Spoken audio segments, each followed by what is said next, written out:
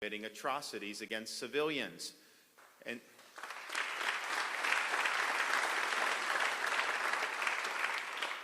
you can count on us here in Florida to be very clear about right and about wrong.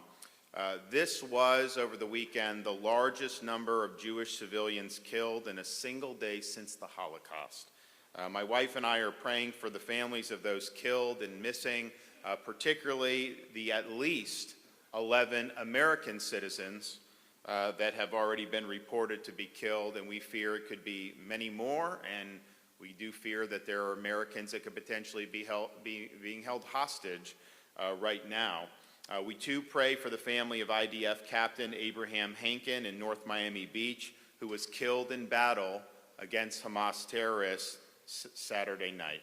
And we pray for the several dozen Florida residents who have since returned to Israel to fulfill their commitment to Israel's armed forces in defense of what needs to be done.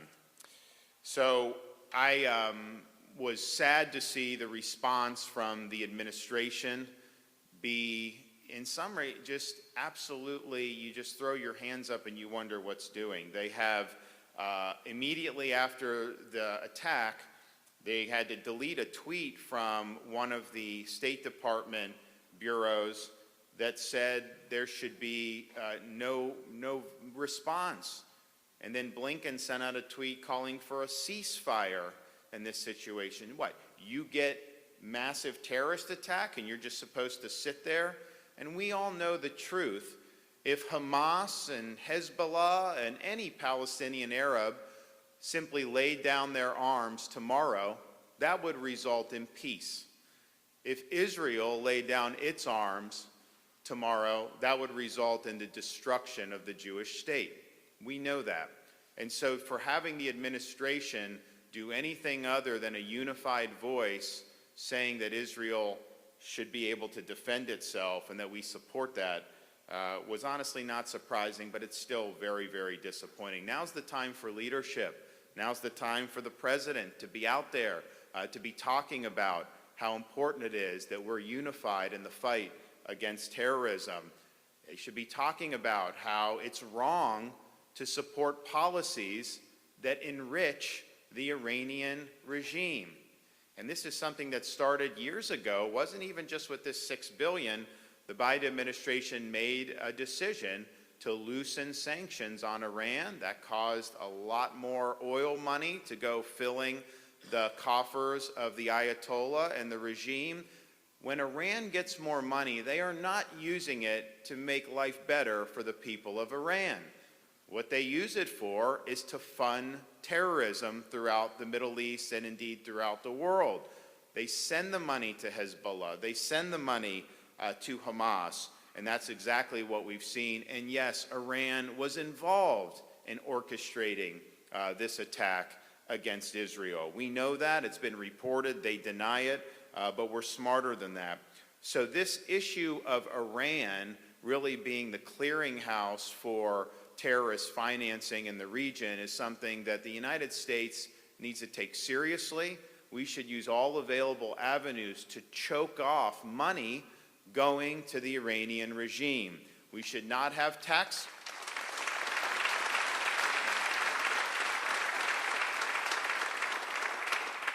We should have no tax dollars going to the Iranian regime in the form of ransom payments, whether they're airlifting cash like they did under Obama. Never, ever should your tax dollars go to that despicable regime. We also should not be sending tax dollars to Gaza. Things like UNRWA goes down there and it's used for terrorism. And we've been saying that for an awful long time. So let's get real here in terms of what's going on. I think if you look at what Israel is dealing with now, it may be as big a challenge as the modern state has faced, and there's been a lot that they faced. The Arabs tried to suffocate the birth of Israel in its crib in the late 1940s. You had an invasion that was getting ready to happen in 1967, preempted by Israel in the Six-Day War. You had an invasion on Yom Kippur in 1973. And of course, we've had intifadas, waves of terrorist attacks that have happened in the ensuing decades. But this was coordinated. This was brutal. And if you look at the death toll already, and there's going to be more, unfortunately, that's the equivalent not just of what happened here on September 11th, that'd be the equivalent in the United States of there being 50,000 dead in a terrorist attack, and that may end up going even more. So this is something that everyone around the world needs to unite and say that this shall not stand. So here in Florida, yes, we stand united. We're proud of what we've been able to do to develop an ironclad relationship between the state of Florida and the state of Israel. We did the first trade mission of my administration in 2019. It was the biggest trade mission in Florida history to Israel. We ended up developing great economic ties. We furthered academic ties, cultural ties, and it was a great experience for many people who went on that trip who had never been to Israel before. And we've made sure to build off that commitment during the time I've been governor. We know that we have an opportunity to do something forceful that will make a difference in terms of the substance, but I think symbolically be also important. And that is today our proposal that as we stand with Israel, we sanction Iran.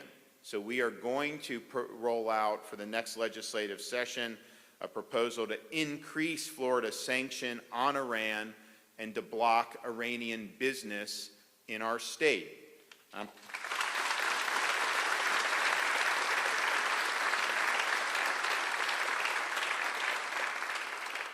Our proposed legislation will, of course, reinforce Florida's commitment that we don't do business with state sponsors of terrorism such as Iran. It's going to expand the prohibition on state investment in Iranian businesses to include the financial, construction, manufacturing, textile, technology, mining, metals, shipping, shipbuilding, and port sectors. We're going to prohibit state and local governments from contracting with any company on this expanded sectors list. And we will not lift these sanctions until both the President and the U.S. Congress certify that Iran has stopped supporting international terrorism and seeking to acquire weapons of mass destruction. These will be, by far, the strongest Iran sanctions that any state has enacted of all 50 states throughout this country.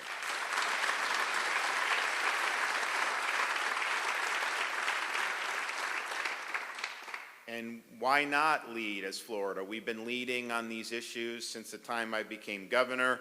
Since I've been governor, we've provided $18 million to support and for security at our state's Jewish day schools.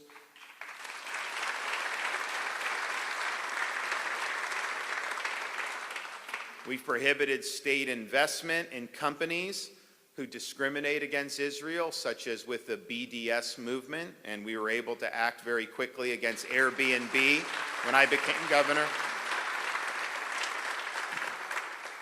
We also have enacted legislation to combat anti-Semitism throughout our state, but also at our state universities. In light of the attacks this weekend, I've instructed the Florida Department of Law Enforcement and Florida Highway Patrol to collaborate with Attorney General Ashley Moody to send a memo to law enforcement agencies across the state, reminding them of Florida's laws that protect our Jewish community.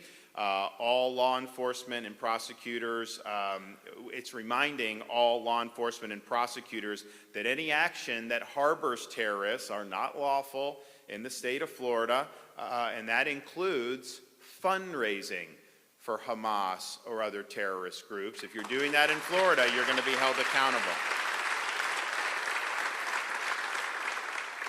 We are remaining vigilant at the state level to ensure that anybody throughout the state, particularly of our Jewish community, is not targeted. And I would remind people, not only do we have a large Jewish community compared to many other states, we have the second largest Israeli-American community of any state in the United States. And so this is something that hits close to home. So we are sad at what's happened I'm angry at what happened. I think that we need justice, and I think that justice needs to be so severe that they wouldn't think of doing this ever again. And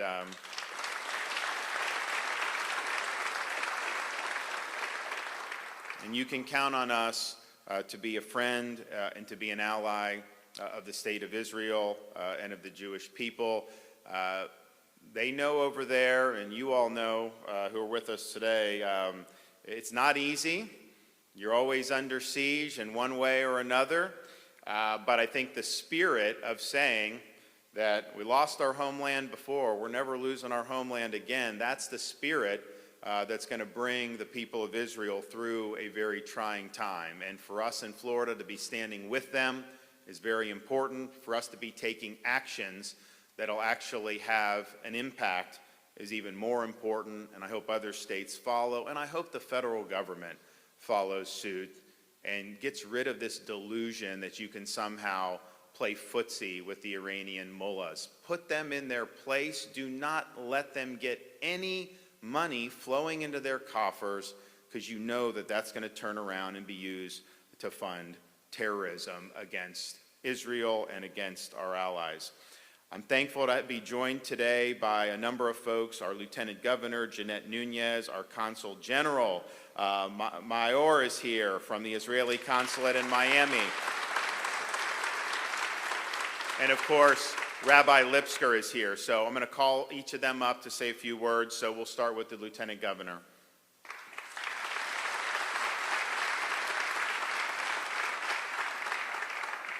Good morning. Thank you, Governor. It's such an honor to be here with so many elected officials, our religious leaders, community leaders, and those of us that stand in solidarity with the people of Israel. And I think that we can all agree here that Israel has no greater friend than Governor Ron DeSantis.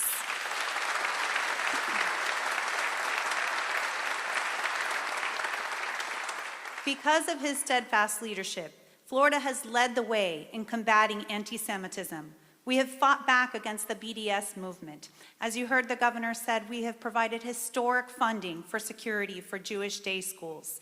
In addition, we've enhanced our Holocaust curriculum with the Department of Education, and we've proudly strengthened our cultural and economic ties to Israel with several trade missions to Israel. And I'm proud to be part of an administration that unequivocally stands with the Jewish people here in Florida, in Israel, and across the globe.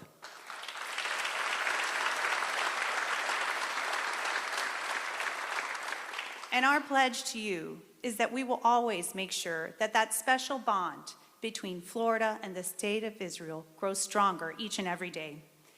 We know that Israel is our strongest ally, our most valued friend in the Middle East. And what we've seen in the last few days has our hearts heavy. We've seen barbaric images, unprecedented, inconceivable, appalling evil. The images and the videos are horrific. These terrorists are motivated by hatred. And their cowardly attacks, let me be very clear, it is for one reason and one reason alone: the total and complete rejection of Israel's right to exist, and we will never stand idly by while that occurs.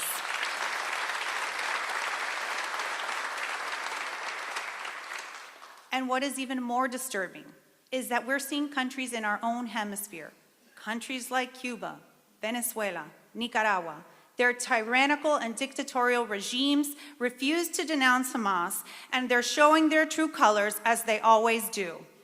Not only do they criticize Israel, but they also have the audacity to justify these war crimes, these acts of terror against Israeli citizens and other citizens from across the country and the globe.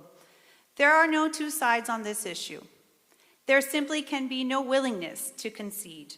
There is a no two-state solution that we will ever accept. And if you are capitulating or providing a justification, you too are part of the problem.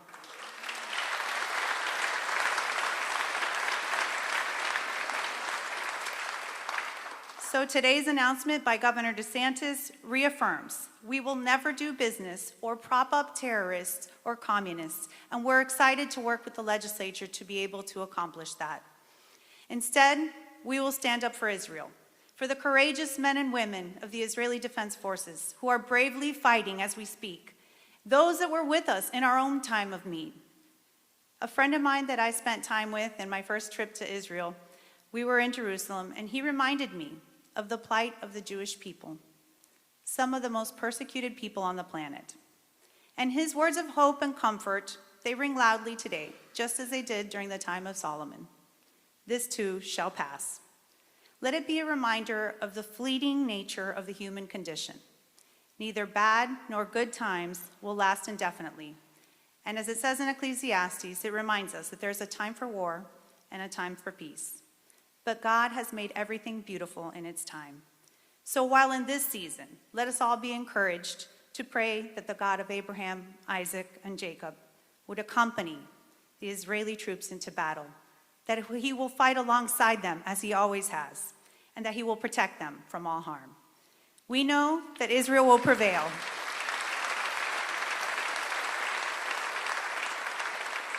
Israel will prevail. Good will overcome evil, and light will overcome darkness. Thank you all so much. May God bless you. We stand in support of Israel.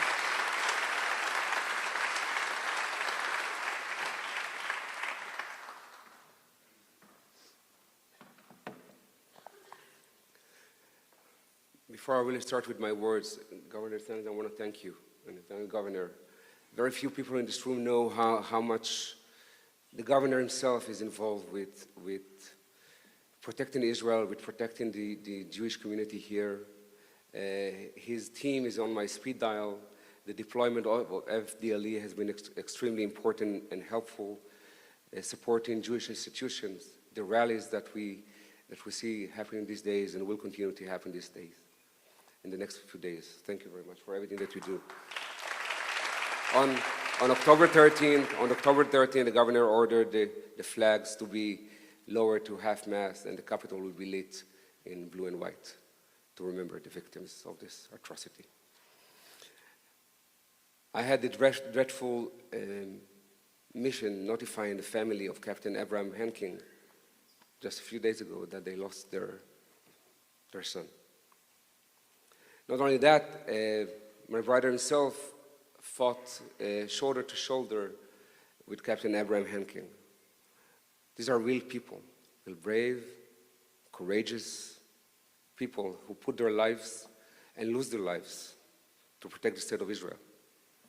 I have over here a picture of a family, the Kedem family, who are related to our good friend, Mayor Josh Levi of Hollywood. 5 people, whole family, and the father, the grandfather, were murdered. Parents, 3 children, and the father were murdered together at their home. It's unimaginable. In the past few days, our beloved state of Israel, the place of so many around the world, Jews and non-Jews alike, certainly people over here, call home, is going through one of its darkest moments in our history. More than 900 people were murdered in the cruelest way one can or can't actually imagine. 2,700 wounded, more, 100 missing. People were set on fire, raped, mutilated, maimed, burned, shot, butchered, herded on pickup trucks and taken away. Men, women, children, babies, elderly, dancing youngsters, grandparents with their grandchildren, father and son, whole families. This is not a political conflict. This is not a territorial dispute. Forget about it. This is not even the opposite values or cultural differences.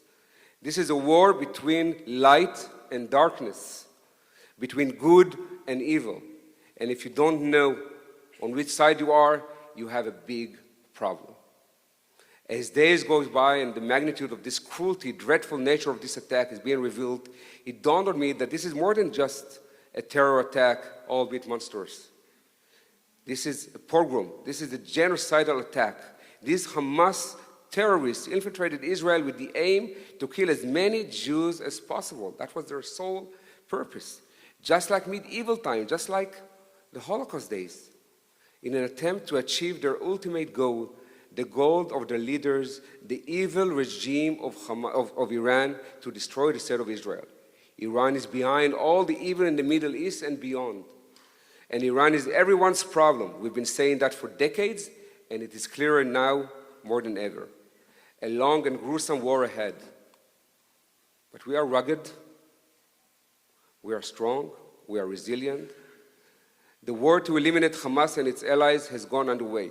We will win. We are not defenseless anymore. We are not stateless anymore. We have the state of Israel.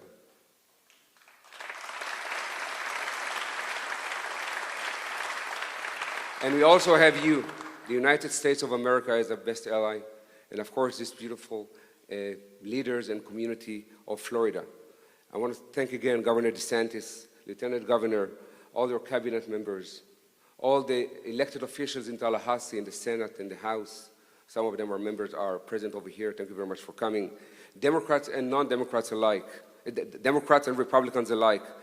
They may differ on so many other issues, but when it comes to support of the state of Israel, there is no difference between them. They all support the state of Israel in an unequivocal way.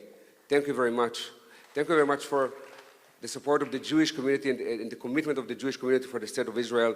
I want to conclude with a blessing of the soldiers, fighters, and the people of Israel. Adonai, join me. Adonai oz le'amo yiten. Adonai yivarech et amo b'shalom. Amen.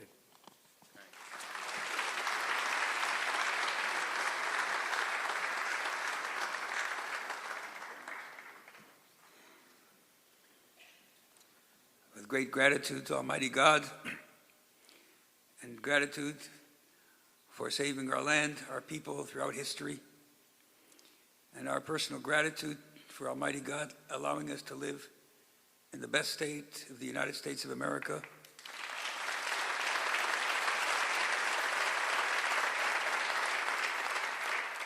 With the most concerned, consistent, persistent, moral, ethical leadership that is non-compromising. We thank the governor for all that he does consistently and for the security that he allows the Jewish community and the entire community to feel in this state that we have someone to talk to, we have someone to depend upon in the practicality of being safe to our country.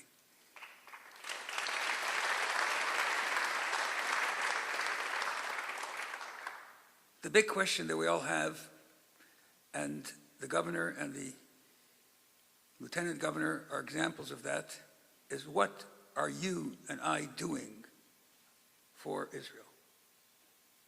Not just listening to someone else what he does, what the governor's done, what his cabinet has done, what the lieutenant governor has done, what our police have done.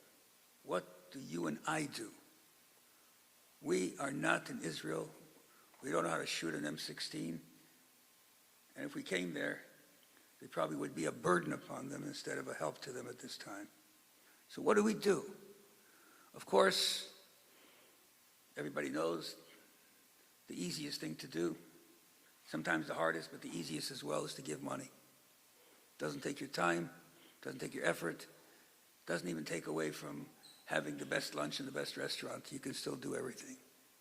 Money for helmets, for bulletproof vests, for night goggles, the 300,000 people that have been called up, the reserves, the biggest reserve call-up since the Yom Kippur War.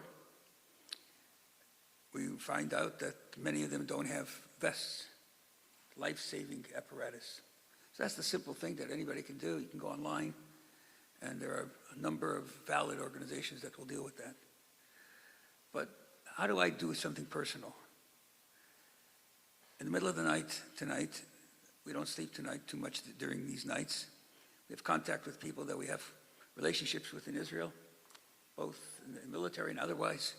One of those people is my grandson, who's in the military in the South. And as he called us in the middle of the night, I was surprised to hear him. It was 2:30 a.m. our time. It was 9:30 their time. And I said, "Rafael, where are you?" He says, "I can't tell you, Zaidi, but I have my phone for 5 minutes, just enough to call you and to call my parents and to tell them I'm okay." I said, "Tell me, what's the mood?" He says, "I cannot even describe the mood to you. We are facing the most extraordinary, barbaric, inhuman savages that humanity has ever perceived. I read a book in 1967. I was a student. The book was never republished because it was too abhorring. The name of the book was If Israel Lost the War. That was the name of the book. And it's precisely what you said, Governor. What's happening today is that book, all of the mutilations, the devastation, the ripping apart, the joy at watching people suffer, that inhuman quality that cannot even be translated in human terms was in that book. So Rafael said, so what's the mood? He said, the mood has never been stronger. The morale is at the top of the line. There are no divisions. Everybody says victory. Nobody's thinking, God forbid, what's going to happen, I'm going to face an enemy. No, everybody's thinking, we will win. And the generals are saying the same thing. The next step is not compromise, not negotiable. Jewish life is not negotiable. It's not on the table of the United Nations to decide whether you live or die. They don't have that power. And therefore, the only answer is, one who comes to kill you, kill him first.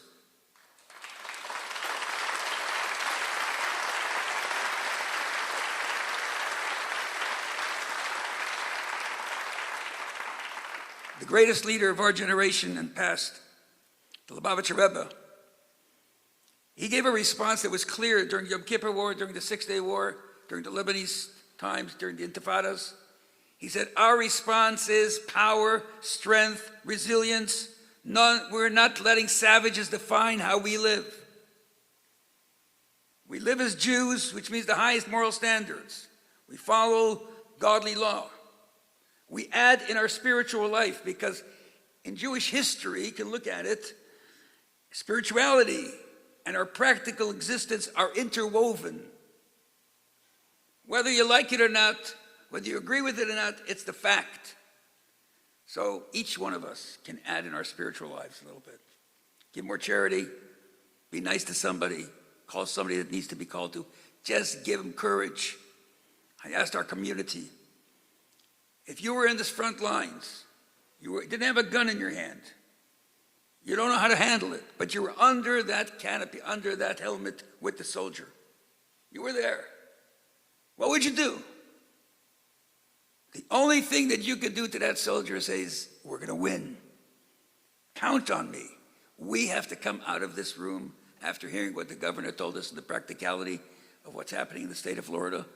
And we as strong, powerful, resilient Jews who've lived through the worst of history and lived through the best of history, we will say, no question, we will win. Nidan Notzach.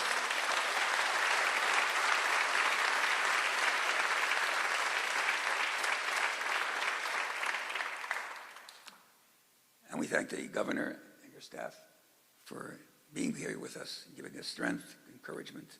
We have very much appreciated it. It means a lot to each one of the citizens of Florida, and we wish you the best of luck in everything. Thank you. Thanks, everybody.